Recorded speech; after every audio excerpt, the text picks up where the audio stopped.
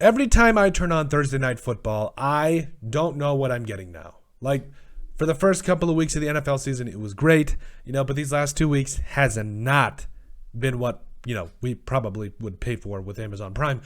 Amazon Prime, by the way, I love Amazon Prime. We've got it in the house here. I would definitely recommend going to get it. But, is Amazon getting their money's worth? That's probably another discussion for another day, especially when you schedule two of the more bottom-tier teams in the NFL. But it is what it is at this point. But anyway, first game of NFL Week 6 in the books. We've got standouts and fizz-outs. Standouts because players that stand out, that play well, that deserve the recognition. And then fizz-outs because pop. We think it's the greatest thing since sliced bread. We think it should replace all water because it is absolutely fantastic. Let us know what you guys drink in the comment section down below. Excuse me. Whether it's Coke, Pepsi, Mountain Dew, or that great value Diet Dr. Thunder. We love it. We absolutely love it. So, standouts and fizzouts from last night's Thursday Night Football game between the Washington Commanders and the Chicago Bears. Like I said, a lot of different things going on in this one. So, yes, the Commanders escape with a win.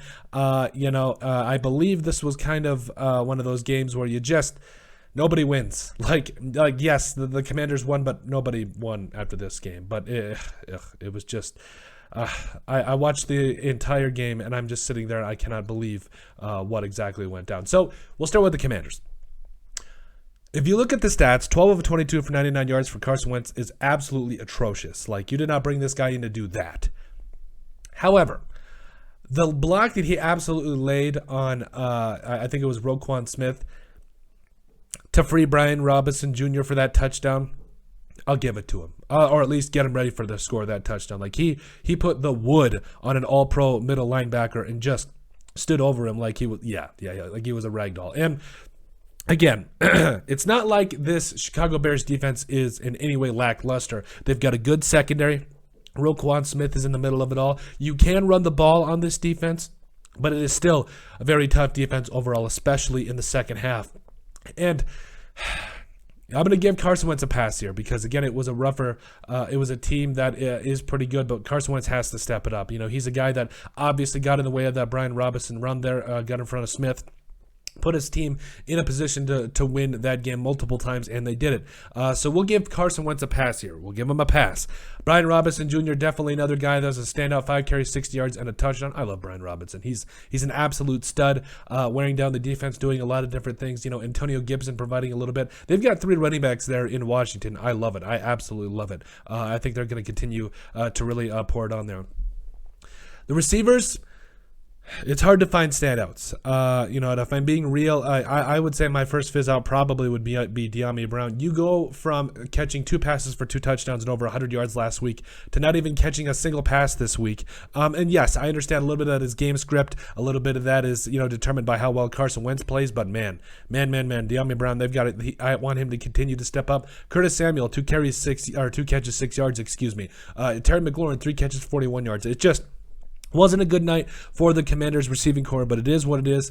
You got to be able to give the credit where it's due, and the Bears defense did a fantastic job, as did the Commanders defense, by the way. So, Commanders, Brian Robinson, Benjamin St-Juste, what was it? I think he made that play on Darnell Mooney late in the game to really seal it for the Commanders. You gotta love it. Benjamin St-Juste, he's been a very good corner in the NFL for a couple years now, coming up out of Minnesota a couple years ago. And like I said, I think he's really stepped up and done a lot of great things. Defensively, like I said, I felt like they did a lot of great things in terms of, the Bears aren't going to threaten you a ton in the passing game. Justin Fields is going to run around. He's going to scramble. Obviously, he's going to be able to tuck it and run sometimes. But the defense, in my mind, did a very good job. Got him for 4 sacks there. Cameron Curl got 1. Jonathan Allen, Montez Sweat, as well as F.A. Obada. Sorry. Also, Deron Payne getting in there as well. That defensive line was getting after Justin Fields. We'll get into the Bears' offensive line in just a moment, but Jonathan Allen also getting that pick. You got to love it. Also, Cameron Curl, an absolute stud, doing a lot of big things. Put a huge pick on a huge hit on Khalil Herbert there late in the game. Defensively, definitely all standouts. I thought they did very good against Justin Fields and company. Joey Sly, it wasn't pretty at times. There was 2. The first one he made, yes, I know he went 2 of 3, scored 6 points for your football team, but overall, you go 2 of 3, and that third one really would have gave them the lead there, so he's definitely a fizz out for me, and he barely made that other one from like 28 yards. So it wasn't a beautiful night for Joey Slice. So I will give him a fizz out for this one, even though yes, without those kicks you don't win the football game, but just life shouldn't have to be this hard. Then the Bears side of things, yes, Justin Fields, I felt like he continues to take steps forward in the passing game. 14 of 27, 190 yards, a touchdown and a pick. Very nice touchdown to Dante Pettis there, excuse me. Did a lot of great things, but overall, it's just tough. This man is running for his life every single chance he gets, and I just feel for the man. I absolutely feel for the man. Also, another standout for me for the Bears, Jaquan Brisker had that sack. It's just, on my mind, he's really been playing lights out, doing a lot of different things for the Bears defense. Khalil Herbert had that big run there and really set the tone. Roquan Smith in the middle of it all, definitely doing some big things as well. And like I said, Khalil Herbert, 7 carries, 75 yards.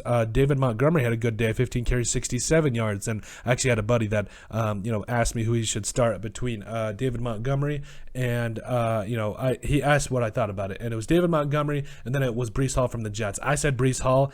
I don't know. David Montgomery had kind of a pretty good day. I mean, 78 all-purpose yards. So, it is what it is at that point. So, 80, all-purpose yards. So we'll see what happens. Like, maybe I could be wrong, but overall, first standout, we'll continue with the standouts. I was going to say first fizz out. Dante Pettis, 4 catches, 84 yards, and a touchdown. Also, Darnell Mooney, 7 catches, 68 yards. I was debating on putting him on that fizz out because you got to make that. You're the number 1 Bears wide receiver. You got to make that catch there late in the game.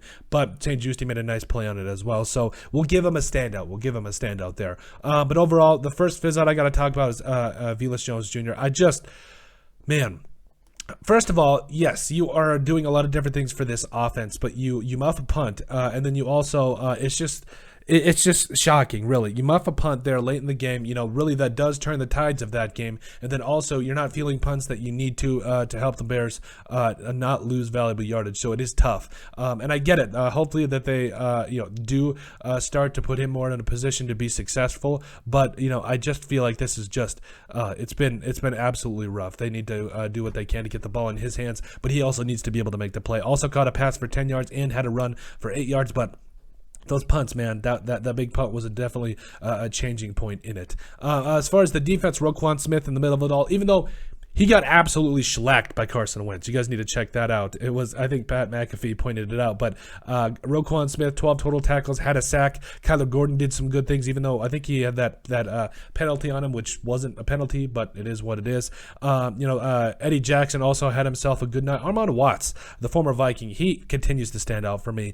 Jaquan Brisker had that sack, like we mentioned. Quinn Mohammed, I know I'm not pronouncing that name correctly, but overall, defense did its thing. Like, I wasn't really worried about the defense. It's, they're going to shut down the run for the most part and do a lot of different things there, but it is what it is. Now, as far as the standouts, we covered Velus Jones Jr., or Darnell Mooney that needs to make that play. The offensive line, like, I understand that everybody knew this offensive line wasn't going to be amazing coming back, but it wasn't pretty. It wasn't pretty. Justin Fields was sacked 4 times, pressured multiple times, and a lot of it is, I'll extend the olive branch. A lot of it was Justin Fields holding the ball, trying to scramble, trying to make a play, but after a while, that offensive line wasn't doing him any favors. So I had to be able to, put it out there and be honest about it, because I did feel like even though he had 12 carries for 88 yards, not a great day. Not a great day for the Bears offensive line. They continue to run block well, but outside of that, it's just absolutely rough. I think that this team, they've got some more work to do along the offensive line. They've got some more work to do to help out Justin Fields, but defense is pretty much there for the Bears. The rest of it,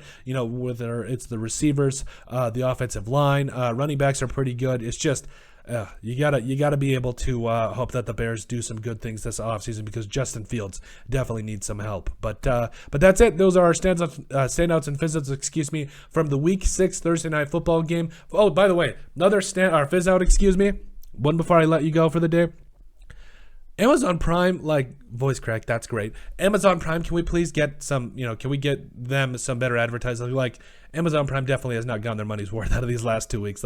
They deserve to be able to get another game next week on this coming Sunday. I'm just saying, it just hasn't been great. But anyway, let us know what you guys think. Make sure you guys like and subscribe down below. Leave a like and a comment. It helps people find the show. We greatly appreciate all the support that we've gotten and continue to get. You guys are all truly awesome. We love every single one of you. Down in the description below, you'll find all of our social media platforms. So give us a like and a follow there. Also, remember to give us a listen and sub on iTunes. And finally, if you have anything else you'd like us to cover, send us an email at thesportsbp@yahoo.com or put it in the comment section down below, and we would love to cover it. But let us know what you guys think about our latest edition of Standouts and Fizzouts. Pop! Which pop do you guys drink? But at the end of the day, let us know what you guys think about the Standouts and Fizzouts from the Week 6 Thursday Night Football matchup between the Washington Commanders and Chicago Bears.